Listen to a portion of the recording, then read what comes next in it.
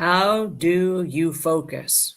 That is the question of today. Hi there, I'm Angela Brown, and I'm here today with Omuugn, and we're discussing how to focus from the insights and wisdom of Omuugn, which is the first volume in a series of two. And you can pick it up right now. It's available online, as well as the second one that's also available online. And today we're going to be discussing some of the different topics based on the all the insights and wisdom, but they are skills that will teach you how to be a better parent, a better leader, and a better person.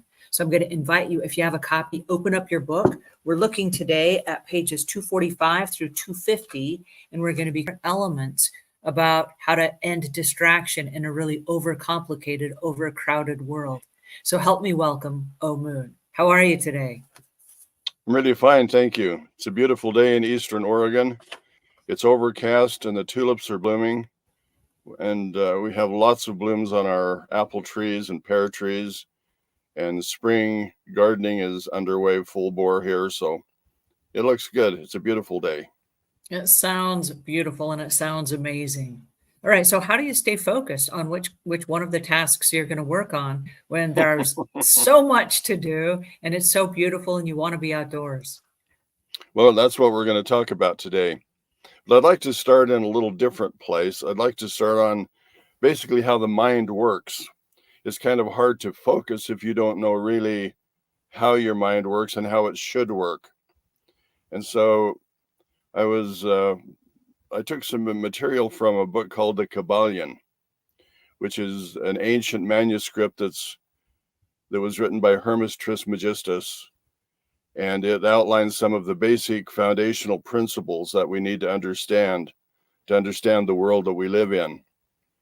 And the first principle is the principle of mind or intelligence.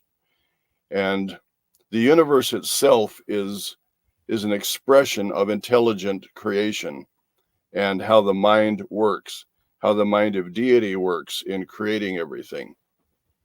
And so the material world that we experience is a manifestation of all of the thoughts and the mental processes that have gone into its creation.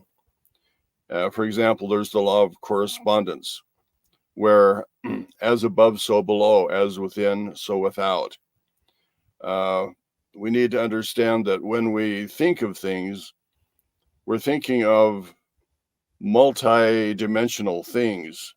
Sometimes we live in a place where our mind is just on the surface, and we never really learn how to focus or draw our attention to something because we don't understand really the universal principles behind it.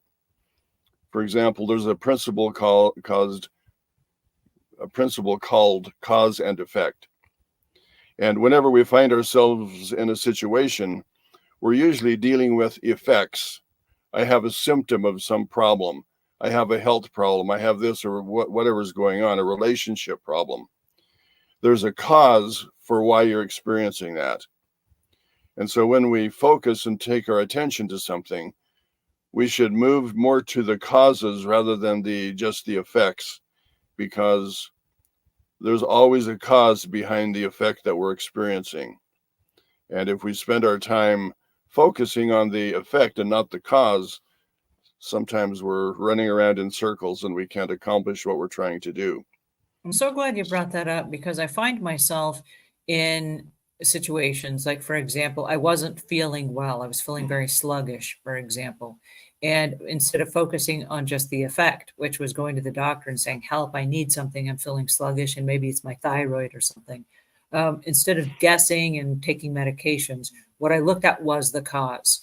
And I said, what can I be doing differently that might have a different effect?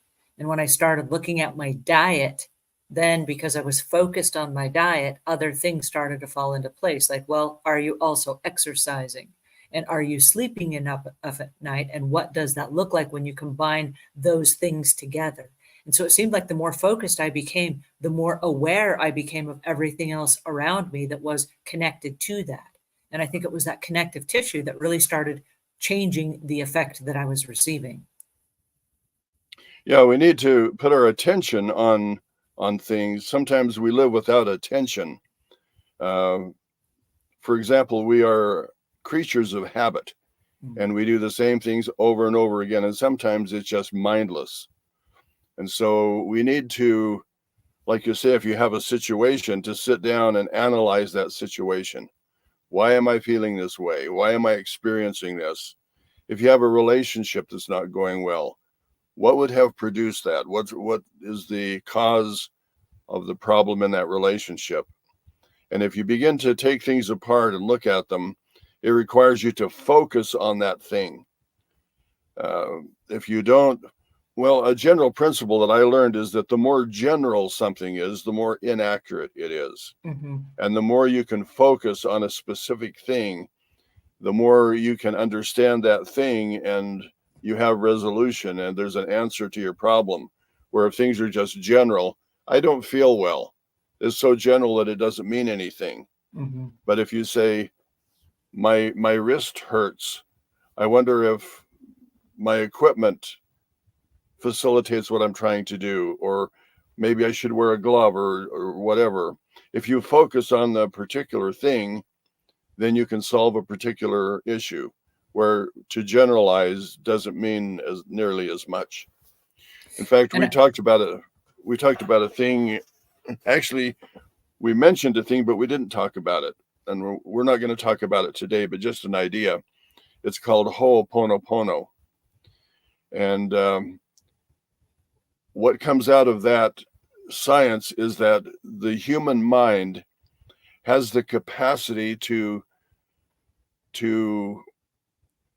process 15 bits of information a second, whereas there's actually about 11 million bits of information coming to us all of the time. And so we have to make a determination of what it is we're going to focus on in the moment, because we're bombarded with information. You walk into a room and there's the flooring and the texture of the flooring and the colors of the walls and the kind of drapes and all of those things that are going on. That's information that you're not going to utilize if you're there to talk to a person about a situation. So you have to learn to put aside all of the information that is non-pertinent at any given time, so that you can draw your mind to those 15 bits of information that your mind can process. Because there's a lot of things going on in your subconscious mind, in your higher mind, in the world around you. And you have to have a way to differentiate what is important, what is not important. Sometimes it's important to be just aware of your surroundings. Mm-hmm. We'll talk about that in a minute when we talk about meditation and some of the ways that we can do that. It's disciplining and controlling your mind. Focusing and putting your attention on something is a skill. It usually doesn't happen just automatically to us. It's a skill that we need to learn and develop and practice all of the time, so that we can master the skill. Well, it's interesting because I'm in the process of moving right now. And one of the things that I've done, just kind of as a new process for me, I've never done this before, and I just started doing it a couple of weeks ago, and it's kind of an odd way to focus, is that I am on a mission. And so I tend to work really quickly, and I'm in a hurry and all the things. But I'll go out into my garage and I'm going to clear off a shelf and I'm going to take that stuff and chunk it in the garbage. But instead of just doing that, going out and just pausing for a moment and looking around the garage and saying, is this the thing that needs to go in the garbage right now? And is there something that needs to go in the garbage before that? Or is there a different way I could get rid of that item? Or is there something else I should be doing with this time right now instead of just clearing this shelf off and getting rid of this stuff? Is there maybe a whole bunch of stuff that I want to get rid of? And would it make more sense, because some of it's still good, to just put it in the driveway and give it away for free on Nextdoor and have people drive by and pick it up? That way I'm not filling up a garbage can and trying to do that week by week, but repurposing some stuff that already exists.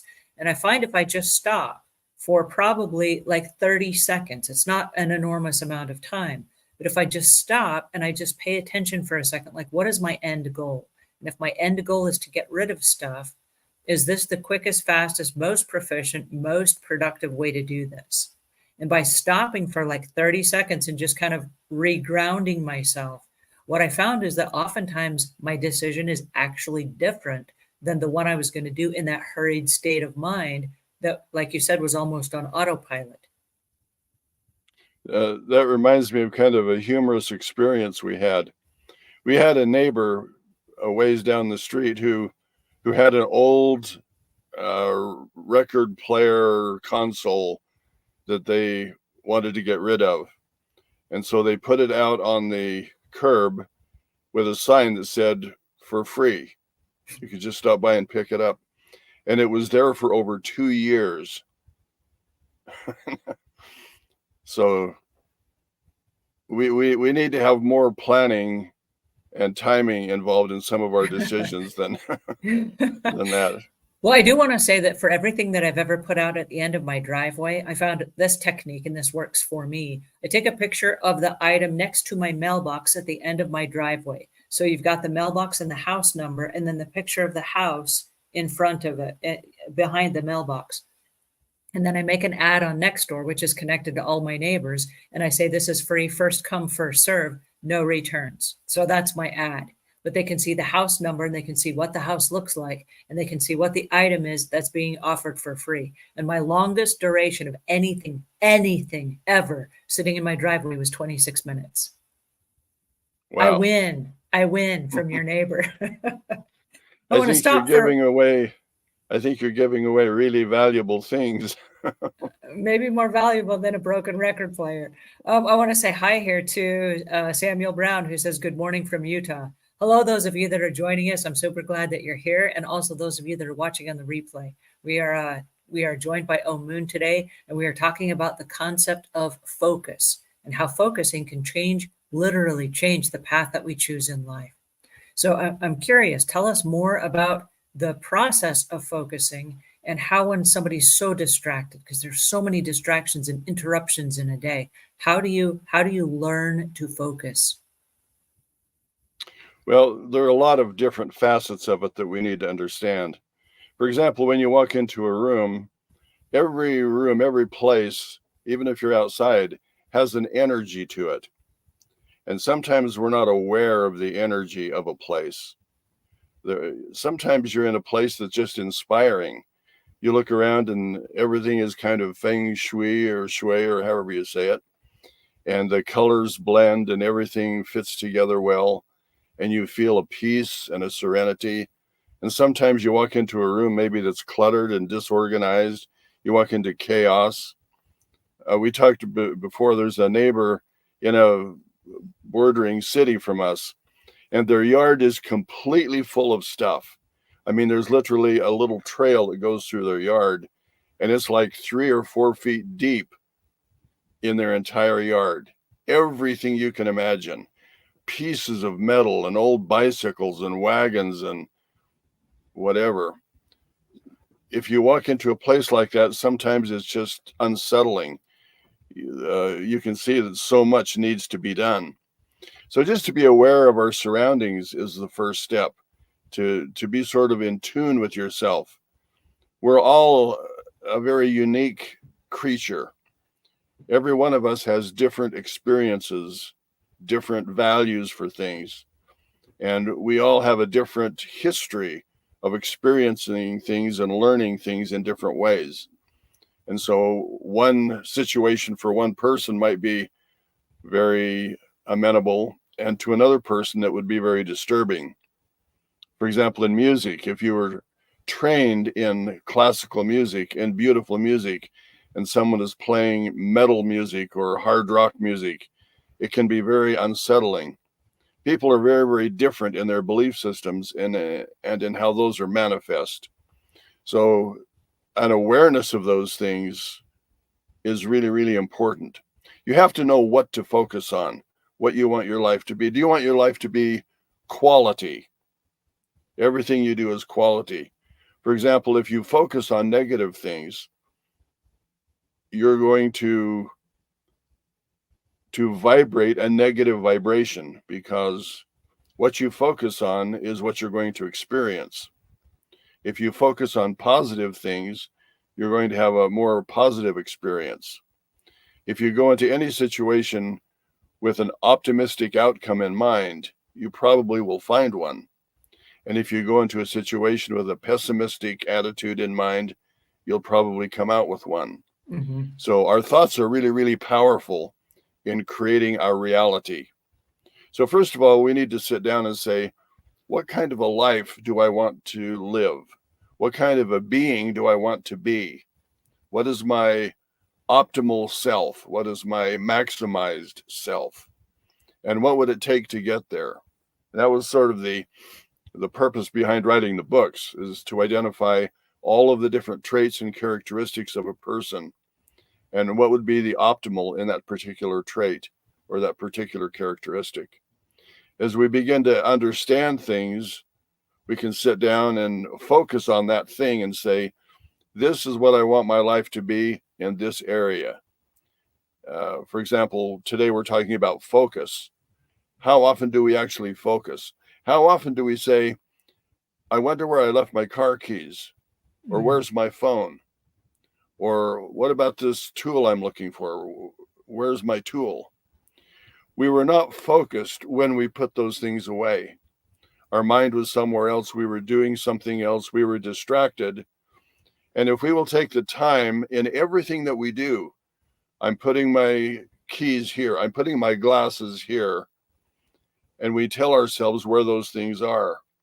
And then when we say, where are my glasses? Oh, I remember, I put them here because I made that mental note to myself. So I did that the other day. I actually had my glasses on top of my head and I went looking for them everywhere and I couldn't find them. And lo and behold, they were on my head. But I do find that there's what we run into called decision fatigue, where there are so many decisions to make in the course of a day that it's overwhelming and often stressful. And one of the things that I found personally in my own life to reduce the decision fatigue and to allow me to focus is to streamline a lot of the decisions in my life. For example, I wear this blue shirt, not this one, I've got like 17 of them, but I wear a blue shirt every single day. And the reason that I do is because I don't have to wake up every morning and decide what kind of clothing that I'm going to wear for the day. Every single thing that I'm wearing is already determined by the clothing that's in my closet. And I've removed all the other clothing except just a series of clothes that look like this because this is part of my daily uniform. And so when I come in from the house and I have keys, there's a little place for my keys and they always go in that place. Always, always, always, because it's now automatic. And I never go looking for my keys because that's always what happens. When I get out of my car, I have the keys in my hand. They go right in that little place. When I come inside the house, that's it. I never go looking for them. My glasses are a different story because I'm taking them on and off constantly throughout the day. They're just reading glasses, so I don't need them all the time. Otherwise, they'd just be stuck on my face.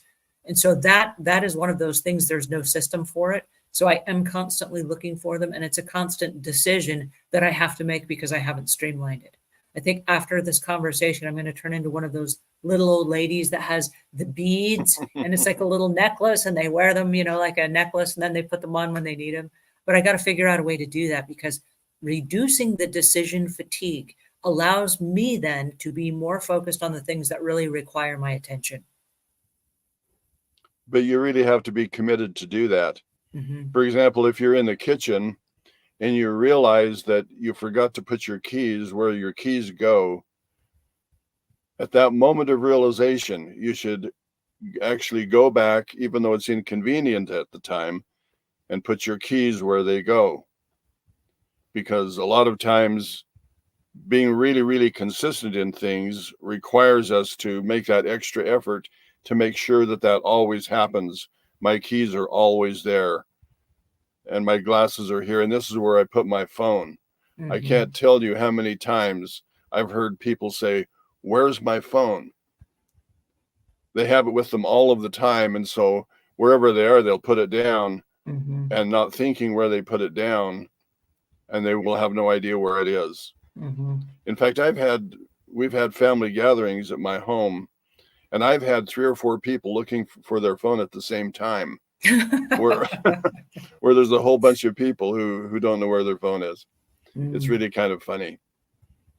If you're going to focus, go ahead. I was going to say the ability to focus is an art. And I'm curious because you did not just write one book, but you've written several. But this right here is a compilation of your two books, and this required a whole lot of work. This is a lot of words. And so I'm curious, where did you learn, or how did you learn to focus on sitting there and writing something until the concept was complete and then take it through to fruition? Because I can't tell you how many people have a book that they've started on that is not finished. It's somewhere in the works, or it's lost on a hard drive, or there are files floating all over their computer, and it's not focused. But you took the time to sit down and focus from beginning all the way to the very end. And then not only that, but then to take it and turn it into a podcast and a YouTube show. So that requires an enormous amount of focus. How did you do that? Well, it's a long story. It begins in my youth. I realized in my youth that I would not have time to read all of the material that was available in the world. There are millions of books actually that are being brought forth every year. So I knew that even if I chose a book out of all of that, I would not have time to read it again. So I started actually when I was early in junior high school to start making book reports. And when I read something that I liked or that was very informative, I would make a note of that. If I heard something like a quote that I wanted to remember, then I wrote the quote down. If I heard a combination of words that fit together really well, I would write that down. And when I started composing music, if I heard something or had an idea that would make a good song or fit into a song, I would write that down. And I had a section for poetry things that I liked, and for musical things that I liked, and ideas, things that I wanted to remember, pieces of information that were pertinent. And I ended up with notebooks and notebooks full of information. So actually these books were just pulling those notebooks together and looking at the things that I had found valuable throughout my life and putting them in an order that made sense. I was searching for the question, who are we really? And what makes us who we are? We all, for example, I have a passel of children, and they all have the same DNA, but they're all different. They're all very, very different people. Their genetics, their epigenetic combinations make them personally who they are, individualistic. And so I wanted to know what traits and what characteristics really made us who we are, what would be ultimate. And so I began to research the scriptures and wisdom literature throughout the ages, things that have come down, the wisdom of the fathers that have come before us. And for example, if you take a subject like focus today, focus is sort of a science, and there's a way that you can maximize that science in your life. And so I identified each one of those traits and characteristics, and then pulled together that information from the literature that was available and said, this is what the ideal trait would be. Now I can compare my lifestyle to that trait, that optimal trait. And there are things that I need to change in the way I do things for me to become that optimal person. And so it was a way for me to look at things objectively and analyze myself objectively. And I found that being associated with a lot of people, not very many people did that. For example, what are the universal laws and principles that we're supposed to be following? We have kind of a general idea of what those are, but to sit down and say, okay, these are the laws that I understand, and actually make a list of them, and then compare our behavior and our thinking patterns, our belief system, to the actual laws that exist and how they compare. So if I understand correctly, and correct me if I'm wrong, but what you did then is you started with a particular habit, which was you enjoyed reading. which is a habit. You made a habit out of reading. The next habit was you made a habit of taking notes and making book reports of the books that you made, which is a habit stacked on top of another habit. With those book reports, then you ended up with a series of notebooks that you then compiled. And that was based on your ability to think and reason and question the information that you were reading. So that's another habit yet stacked on top of your habits. So the focus came from repeating habits over and over and over again for a series of years. And that would be akin, if we go back to the conversation about putting your keys in the same place every day. That's a habit that then promotes the same, being able to find your keys every single time. It reduces the decision fatigue, and it's part of your new normal. Your new normal life is you read, you question what you read, you took notes on what you read, and you compile it, and then you turn it around and you make it into something like a book. And I say that that's a habit now because you have a series of habits, and I'm holding up various books here that you've written. Got a whole stack of them here, and I know that there are more on the way because I was working on one of them this morning before we jumped on this conversation.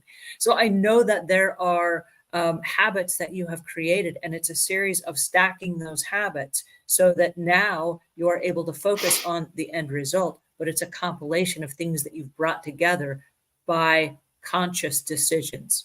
Am I hearing that correctly? Am I understanding that it's not just, I think I'm going to focus for a few minutes, but that it's a series of disciplined behaviors combined together? Well, that was my process. And as I say, everyone is individualistic. Another process might work well for someone else. That was my particular way of doing things and the way I related to the world. And so it was something that worked for me. What didn't work for me is that I ended up with like 80 loose leaves full of information that was not really organized well. Mm. And what I would find is that I would find a quote that I liked, but it didn't encapsulate exactly how I looked at that thing. And so I would take quotes and reword them as I would say them according to my understanding. And I didn't realize at the time how far-reaching that went. When I actually took my own quotes, for example, if someone came up to you and said, give me one of your own individual quotes, say something that's very unique to you, you'd probably have to stop and think, what could I say that would be really unique to me? But when I compiled those things that were unique to me, I found that I had a whole volume of my own quotes that were significant to me, the way I would express things. And so it was just a way that I related to the world and related to information. Other people would have different methodologies for doing that. So we should each understand how we operate. What skills do we have that would make our life more successful? It could Well, be one of the things that I've noticed about you, though, is you'll start a project, and many people fall apart here. They start a project and they've got all this enthusiasm and gusto, and then they get halfway through the project, and then somewhere their enthusiasm kind of wanes a little bit, and they get distracted, and they go off and they do something else, and they never come back. And I've noticed about you, when you start a project, you often finish it. And I'm talking about things like you grow some berries, for example. Then you pick the berries and you bring them inside the house, and then you can them or you turn them into a jelly or a jam or something else, and you bring it all the way through to its finished product. And so I've seen you cutting plants that you're grafting together, and you're putting them on a vine or something, and then later there's a bottle of jam. And that's a whole complete process. So how do you complete the process?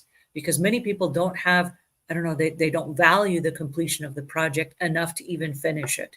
And I think I'm speaking not only for myself, but probably for many of us on the call. Hey, everybody that's on the call joining us today, thank you for joining us. But I'm curious, how do you finish the projects you start? Because that requires an enormous amount of focus.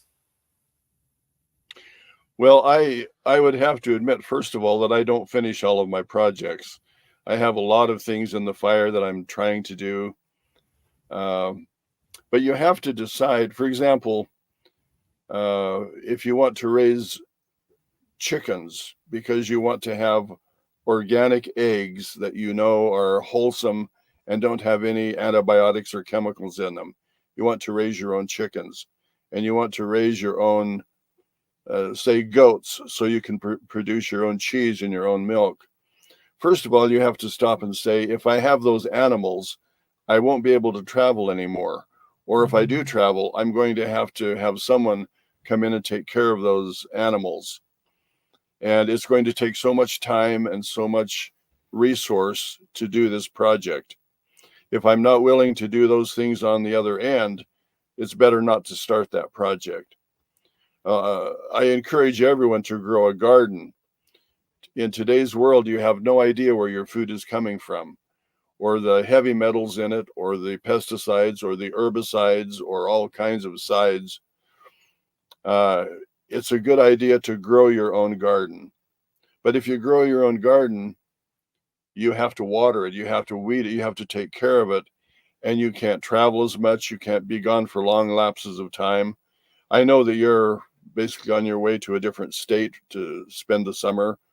It would be hard for you to start a garden here and not be able to finish it or oversee it.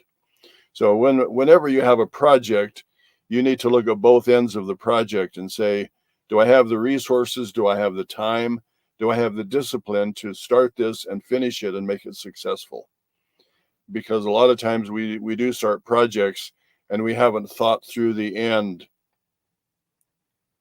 I want to grow a grape arbor and I want to grow a cherry tree. And if they're not in the right place, when the cherry tree is big, is it going to shade the grapes that I'm trying to produce? So it's easy when you buy plants at the store, they're little tiny things. You can put 5 or 6 of them in a pot.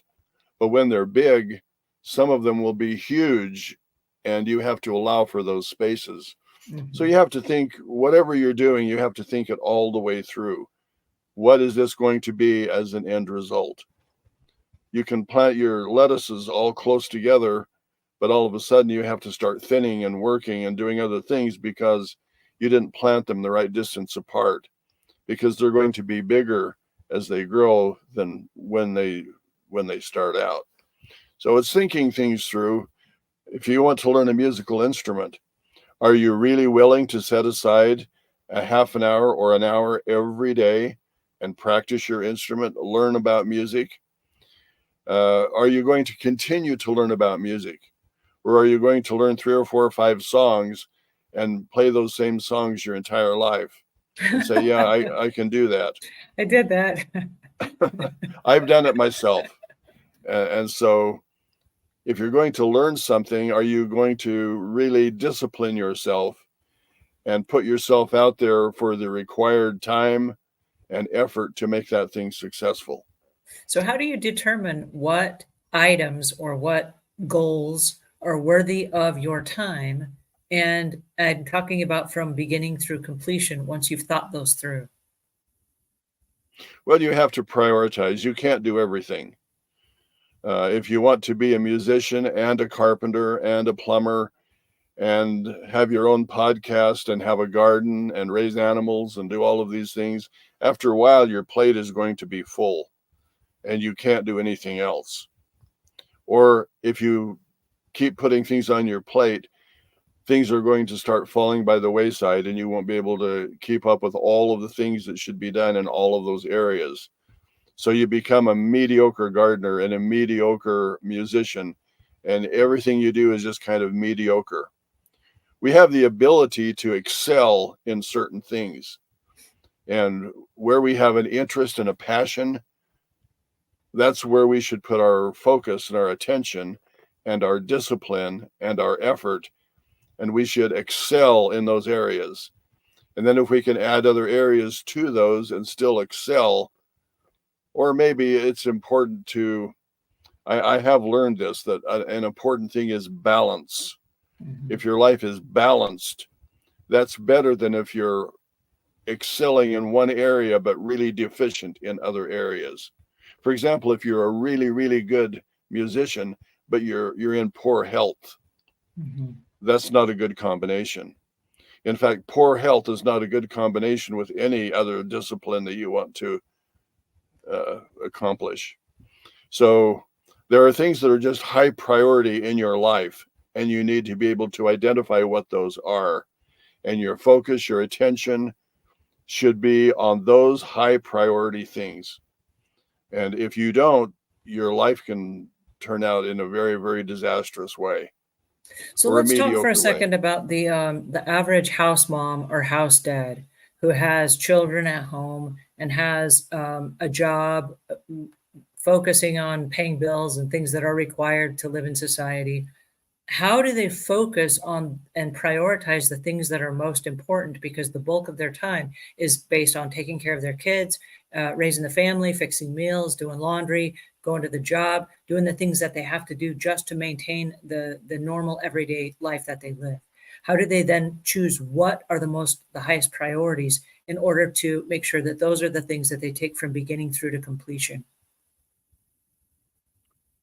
Well, of course, it's going to be different for everyone. As I say, I had a lot of children. And one of the ways that I did that was to incorporate my children into all of the activities that we did. If we had a work project, we would all work together. If we had a garden, it was a family garden and everyone had responsibilities. It's taking the situation you're in and sitting down and saying, how can I maximize this situation? What are my high priority things? And how can I move those high priority things together in such a way that it makes my life balanced and harmonious and sort of maximizes everything? And you can't maximize everything, and you don't need to maximize everything. I don't need to have the best garden in my town. If I have a garden that supplies my food, that's sufficient. For example, when I garden, I make all of my own soil. I compost. I use red worms. I put inorganic materials like azomite and zeolite and things that have all of the mineral things that the plants need. And I sift all of my soil so it's a beautiful, rich loam. I have a neighbor who just goes out and his garden is full of rocks. I don't have a rock in my garden of any sufficient size. All the rocks in my garden are maybe like a pinhead because everything is hand sifted. But My what I heard you garden, say a minute ago, and I think this is really important, and I don't want us to slip by it without acknowledging this. You said that you utilize the skills of the family members to help you out on those projects. And that goes back to the Dan Kennedy book, The Who, Not How. And it's the who is going to help me do this, excuse me, rather than how am I going to do it all by myself. And I love that concept because that's a concept of outsourcing. And so, if I hear you correctly, what you're saying is prioritize what is important. And if you're not able to get all of those things done, then outsource some of those things to either other members of your family. And I'm guessing other people. And that might be where you go outside your family and you hire some help or you have an employee or something to help you do those things so that you're still able to get done the priorities and not necessarily do a mediocre job by kind of half-heartedly being a jack of all trades. Is that kind of what I hear you saying? uh, absolutely. But it also goes into parenting. If you're going to be a parent, then you have certain responsibility to teach your children certain things. And so you can sort of be a good parent by incorporating your children into all of these life experiences so that they learn how to deal with gardens and fixing things and building things and being creative. You can teach your children all of those skills, and that helps you to be a good parent, but you can also get a lot of things done that you need to get done by pulling all of those assets together. I So want to there's a add lot the of different. icing on I want to add the icing on the cake to that concept where having been one of your children, well, I still am, but having grown up under your roof, one of the things that was really important to me in completing projects was the concept that what you're doing right now, you can do it better. And you always challenged us to look for the ways we could do it better. And so that encouraged us to finish it and then step back and inspect our own work and take a look at it and say, can I do better? Is this project finished? Is there anything that I left that is not complete with this? And then walking away with our heads held high going, yeah, I got this. I got this. And I have carried that with me through the entirety of my career. On every project that I'm working on, look at it from every angle, and not to the point where it is perfect, but my goal is 95% perfect. Like if I can get really close and then go ahead and pull that ripcord, I know that if you're jumping out of an airplane and you got a parachute on your back, you can't go all the way to the ground in free fall. At some point, you have to pull the ripcord and you have to let the parachute open. Otherwise, you did a perfect job of falling all the way to your death. But by stopping and looking for that final moment of, yes, I did it and this is the best I can do, and I'm signing off on this project. So I love that you brought it all the way through and you closed the loop by saying, can you do it better? And did you inspect your work? And we did that. We not only assigned the jobs, but we had inspections, and we made certain that the jobs were complete. And we tried to leave it up to each individual on how they did the job. What was the technique that was best for them? Or the idea was to have clean dishes at the end. And with a bunch of children, we never had the need for a dishwasher. We had a system of hot soapy water and rinsing dishes and putting them away, wiping them, drying them, putting them away. It was easier to assign all of those things and give someone something responsible to do that they could follow through with, teach them how to work, teach them how to be disciplined. And I don't think we ever had an objective to have a perfect house where everything was in place, everything was in order. But generally, our houses were organized and we had places for things, and we would pick up after ourselves. One of our rules was if we walked into a room, we left it better than when we walked into the room. Find something, pick it up, put it away. It just makes life better. If you go camping and you're in a public place, if you see trash on the ground, pick it up, put it in the receptacle, leave a place better than you found it. So everyone has to have a certain ideal of what their life will be. What kind of a person will you be? Will you be organized? Will you be clean? Will you be affable? Will you have a pleasant personality? Are you going to have a sense of humor? All different kinds of traits and characteristics and skills. You can design whatever kind of a person you want to be, but you need to focus on that. You need to bring your attention to that very question. What kind of a person do I want to be? For example, I've run into people who have a belief system that they feel very strongly about, but they don't appear to be a really happy person. Mm. And I have found someone with a different belief system who's just a really happy person who's really satisfied with their life. And I would almost rather be a little off in my belief system and be really happy than to have a very rigid belief system and be an old grump, so to speak. So, well, but I think having a belief system, I think that goes back to focus. And one of the things that you taught us growing up was to question everything. And that goes back to what you were saying a minute ago, where you were reading books and then you were questioning those ideas and how does that information apply to me in my own personal life. And I think questioning our beliefs doesn't negate that they once worked for us. For example, I grew up with a series of beliefs because that's what I grew up with. And when I questioned them later on, as my life changed and I was more mature and I was in a different place of my life, looking back at that same set of beliefs, it worked for me at that time. But as I changed and I evolved as a person, I was like, wait a second, I'm missing some stuff here. And I was able then to change my belief system to focus on the new version of the best version of me that left those old beliefs behind, if you will. It didn't make them inaccurate and it didn't negate them. It just meant they worked for me at that period of my time. And now that I have changed and I'm a new person, I have new beliefs. You bring up a very important point, and that is if you get to a point where you're just satisfied with yourself, I'm living a lifestyle that I enjoy, I'm comfortable, everything is really cool, that's really kind of a bad place to be for me because I think there's always something to learn. There's always a way that we can make our life better. There are new skills that we can learn or discipline ourselves to do that would amplify the life that we have now. I think in the design of the creature itself, there's this wanting to be better, wanting to be able to accomplish more, doing things more efficiently, just whatever it is. If you have the same job that you're doing all of the time, how can you streamline it? How can you make it better? How can you innovate? How can you do things? What we found is that every time a child came into our house, really it affected everybody. And we had to adapt to that change.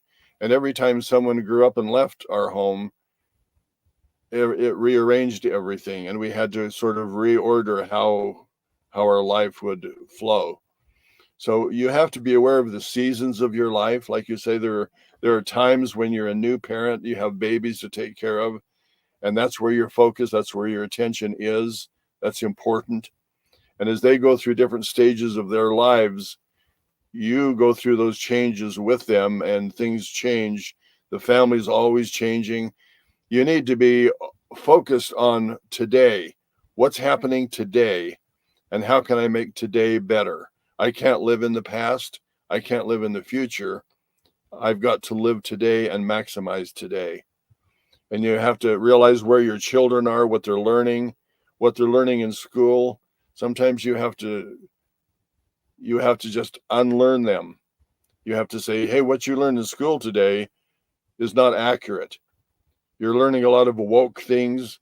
You're learning that you can be a they instead of a she or a he. You can be anything you want to be. That's not really true. This is who you are. This is what your capacity is. And you need to maximize that.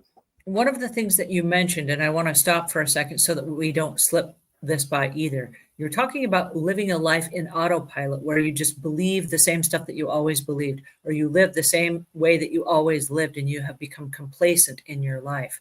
And I think it's really important because as a house cleaner of 32 years, one of the things that I discovered is when I get in the zone and I'm just cleaning and I'm not paying attention. I mean, I've done it so many times that I know what I'm doing and I know that I'm doing a really good job, that when I'm not focused and I'm not hyper aware, it's easy to, I mean, I've literally cleaned homes where when I left the home, I'm like, did I clean that one bathroom or did I skip that whole entire bathroom altogether? And it's haunted me because I wasn't paying attention and I was on such a routine in a zone that I thought I did and maybe I didn't. And the only thing that saved me is doing the inspections and going back and double checking my own work to say, hey, wait a second. Okay, now I'm focused and I'm in the moment and I'm hyper aware. Did I do this? And I look back and I'm like, I completely forgot to empty the trash. And I was just in a zone and I just blitzed on right on by. And I think that's how life can be sometimes. Like you said, when we're talking about either teaching our kids or the things that we learn or the lifestyle that we're living, if we're not stopping to do those inspections and to stop for a second and say, wait a second, am I still on track? Is this still what I believe? Is this still what I'm teaching? That it's easy to just drift by and life passes you by and you've just lost years. Wow, that year just blew by. Yeah, and that brings up a point that's important. We talked about whatever you're doing, focus on what you're doing. I'm taking my glasses off and I'm putting them here. I'm turning the stove off. I'm aware of that. I don't have to worry a half an hour later, did I turn the stove off? All I have to think about is, and sometimes things come to our awareness. For example, did I lock the door? If you have that idea and you're not sure if you locked the door, right then go check to see if the door is locked. If things come to your awareness, do it right then. Follow through with it right then. And then you don't have a lot of things backing up in your to-do list or things to worry about. Or sometimes when we're trying to go to sleep at night, we can't go to sleep because our mind is going, did I do this? Did I do that? How is this relationship? I have this problem that wasn't resolved, and on and on and on. If we do everything in the moment that needs to be done, it eliminates a lot of that worry, and our minds have a tendency to wander. And it's hard to focus if your mind is wandering. In fact, you need to be aware of the distractions that keep you from focusing. Mhm. There are things like your comfort. If it's too hot or too cold, or you're in a chair that doesn't fit you right, it's hard to focus if something is going on externally like that is bothersome to you. Or if you just had an argument with someone and you're thinking about that and trying to do another task, you can't really be fully present because your mind is somewhere else. So you want to eliminate stress and eliminate anxiety and eliminate discomfort things. A lot of people procrastinate. And after a while, you have a whole list of things that you've procrastinated, if that's your methodology. And you have to worry about all of those things. And your mind is always wandering in all of those areas. When can I do this thing that I've procrastinated? It will interfere with this other thing that I've procrastinated, and on and on and on. So don't let those things interfere with your ability to focus. Sometimes we talked about being overloaded. You just have too much on your plate. It's hard to focus if you have a lot of things going on. You're bombarded with all kinds of information and pressure. Get rid of all of those things. We talked about multitasking. Sometimes you can multitask, sometimes you can't, and you need to differentiate, because multitasking can upset your ability to focus and to put your attention on something. Whatever you're doing, just one quick point. Whatever you're doing should have your focus and attention on what you're doing. And you should make a mental note of it and be aware of what you're doing so that you have quality and you do it the way that it needs to be done. That was my point. And that's a great point. I didn't mean to interrupt. I apologize. No. One of the things that I wanted to add to what you just said was when you talked about there's so much that it's overwhelming. I want to add that to a physical state as well. When you walk into a room and there's so much clutter, every single one of those things at an unconscious level demands your attention. And one of the things that caught my attention early on was one time there was a little black thread that had fallen off a stocking or something and had fallen on my floor. And I walked in through the house and I saw it on my floor, and I immediately thought it was a spider because it was bunched up and it looked like a little spider on my floor, and I jumped.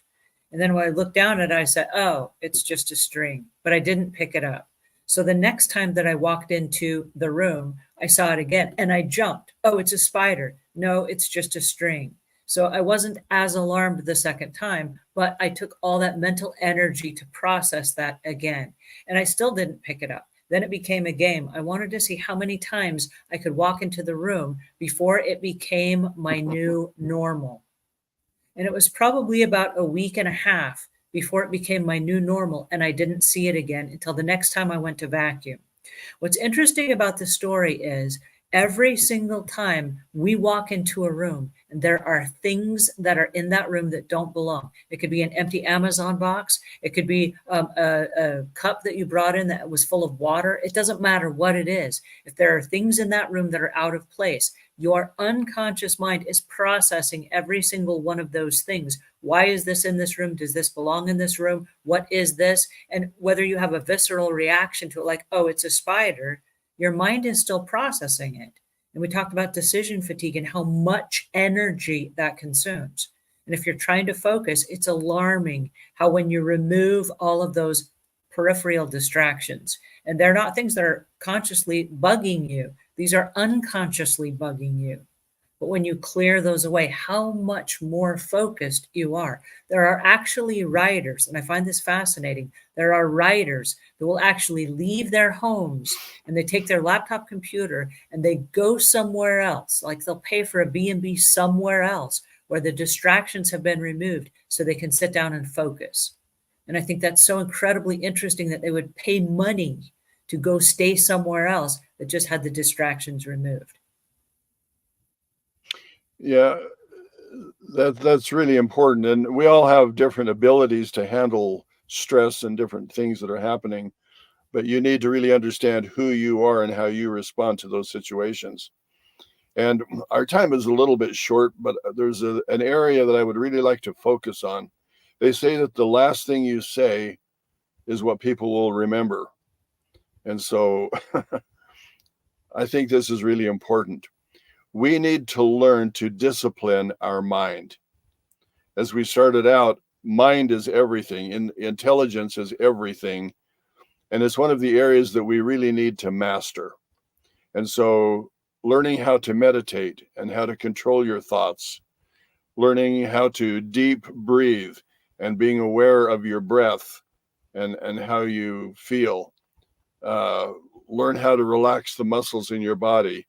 Focus on each one of the muscles individually and relax it. And if you relax your muscles and you breathe properly, it's much easier to go to sleep and to get restful sleep. There's a thing called mindful walking, where you're aware of every step that you take and you're aware of the sounds of nature around you. You're aware of the breeze blowing. You're aware of the rustling of the leaves on the trees, and you're just totally in the moment, experiencing the reality of that moment. And there's also the ability to visualize things. We talk a lot about visualizing, but actually to sit down and to close your eyes and to see yourself as a certain kind of a person, or reacting a certain way to the little black spider on the floor, whatever it might be. You learn to visualize those circumstances, and you want to visualize the circumstances as you would have them turn out.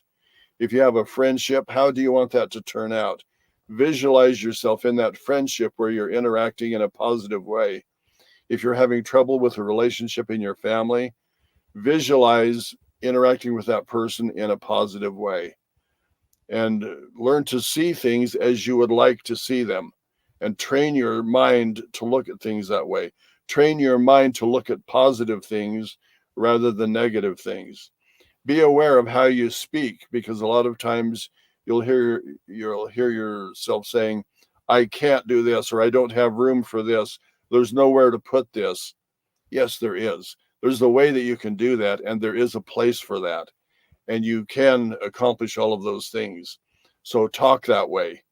If you see something, say, I bet there's a better place for that, and I will find it. I know where that is, or I will create one. Don't say, I can't put this away because I don't have a place for it. I can't do this. I can't do that. I can't remember. I can't remember where I left my keys. That's a really bad thing to say to yourself. To say, I can remember. I was aware of when I put my keys away, and so I know where they are. It will come to me in a second. Say things in a positive way, how you want them to turn out. Be aware of how you think and how you speak, because that will be sort of the intention behind how your life processes and how it turns out. So there's just so many things that we can do to discipline ourselves and to form good habits and to learn how to take something like focus and make it a skill that we excel in. I think that's really, really important to do. Well, thank you for your concept today. And thank you for wrapping that up with, the awareness that comes with focus, because when you are aware, you have choices. I see we have a couple of questions that come in, and it looks like it's the beginning of a whole new conversation. We don't have time to answer them today, but I would like to invite you to please ask those questions in the comments below, because we will come back and we will answer those, and we will continue the dialogue and the conversation. I do want to thank you guys for joining us today. Again, we're reading from the Insights and Wisdom of Omuugn. It is part 1 of part 2, 2 volumes on the Insights and Wisdom of Omuugn, where we're talking about a whole bunch of different things that help us become a better person. So please join us again, same time, same place next week, when not only do we talk about focus, but we talk about forgiveness. All right, that's it for today. Thanks again, Omuugn, for joining us, and thank you guys for joining us.